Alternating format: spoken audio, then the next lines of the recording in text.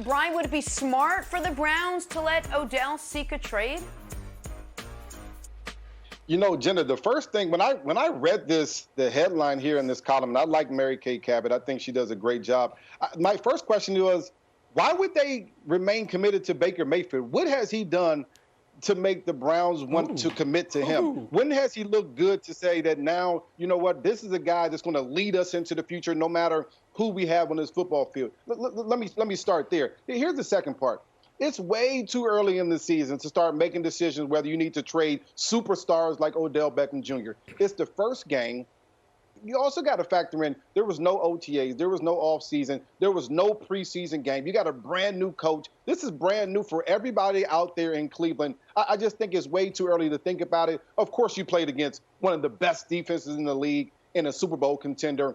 If you watched that football game, and I know you guys watched it, Marcus Peters, Marlon Humphrey, Chuck Clark, the whole goal of that secondary was to shut down Odell Beckham Jr. and not allow him to be able to say a peep to them all game long. Yep. You saw when he dropped balls. You saw when they overthrew him, all those different types of things. The way that defense was celebrating, that's because their whole goal was to slow him down and to make sure that he got nothing in that football game, and that's what they achieved. Listen, you're playing against one of the best defenses in the NFL. It's going to be hard for any player to get going against that type of defense, that pass rush, and you add that secondary. And you know, I just think that if you're Cleveland, you still have to be patient. You still have to figure things out. And like Odell Beckham Jr. said, and I have to give him this credit, he could have went off. He could have said, I only got this amount of catches. I only got 3 catches. I only did these types of things. But he said all the right things. We need time. We need continuity. We need to work together. A lot of people get on Odell for some of the things he does with the watch and all this other stuff.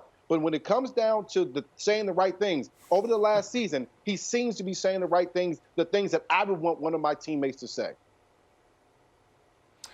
B, we didn't agree, 100% with the Saints and Mike Thomas going down, and can the Saints continue to be competitive? You know, we didn't agree there, but I agree with you here, and there's not much more I can add. So let me just stick to the fundamentals. You said it. Everyone is overreacting. It's week 1, chill out. I'm going to continue to say that. We still got a few more weeks to see what is this NFL season going to look like. There's so much uncertainty. It looks totally different. There's no fans. What does these teams look like? A lot of these teams are still trying to figure out their identity on the offensive side and the defensive side. You got to let these things develop, and the only way you can see that is getting real reps and real games. So when you look at Odell and the fundamentals here, the first 15, they got to get him involved early. He said that. Yes, Baltimore did a tremendous job of trying to take Odell out or taking Odell out. They had edge defenders, edge rushers dropping underneath his routes in the flat. They had defensive linemen dropping underneath his slants when he was in the slot. They did a tremendous job. So hats off to the Baltimore Ravens. So what should the Cleveland Browns do? Control what they can control. You can throw this man a bubble. You can throw this man a wide receiver screen. Those are things that no matter what the coverage is, no matter what the scheme is, you can get him involved early. He's a basketball player. What does that mean?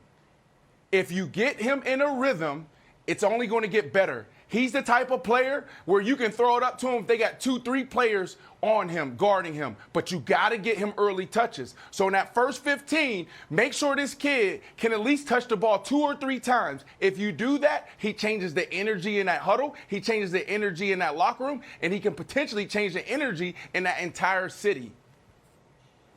Hey, Brandon, you know what I would do if I was the Bengals? I would say this. Hey, guys, we can't let OBJ get going. In the first 15, I wouldn't let him get 2 or 3 touches. I wouldn't let him run a bubble screen. I wouldn't let him run a wide receiver screen. And I wouldn't let him run a smoke route, which I just learned what it is.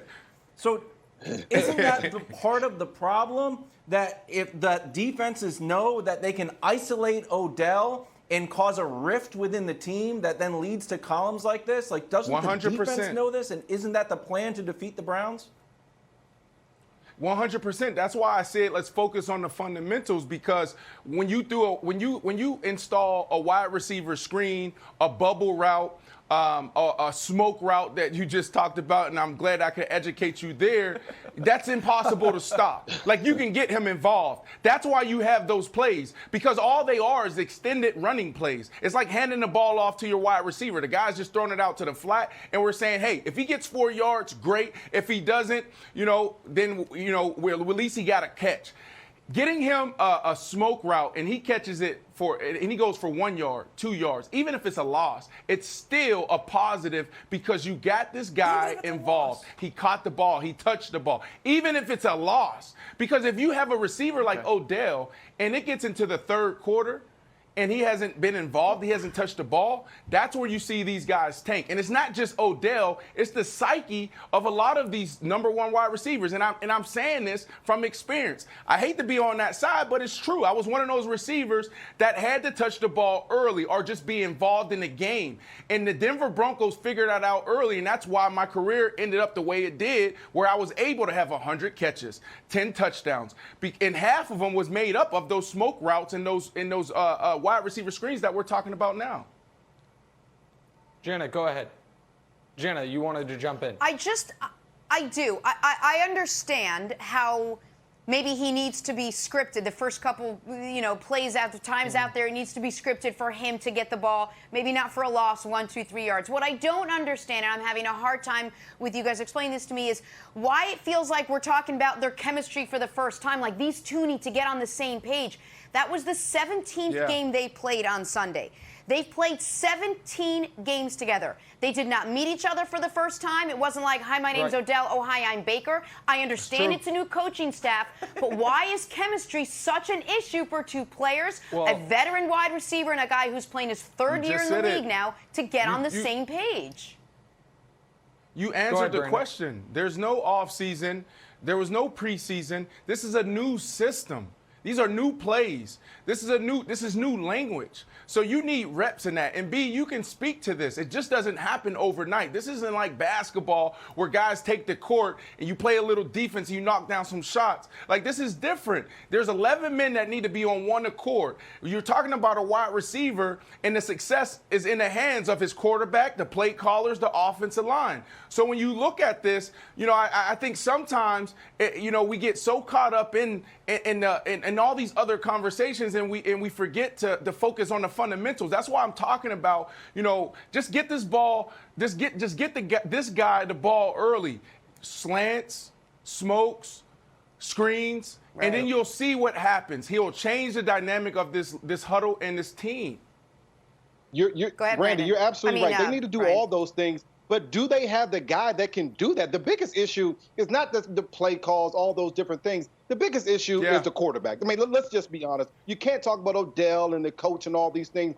Baker Mayfield has to be better. If they want to win football games, the most important player on every single team has been the quarterback. He has to be better. If he's not better, it doesn't matter who they have as a coach, what plays they call, or what receiver they have. Yep.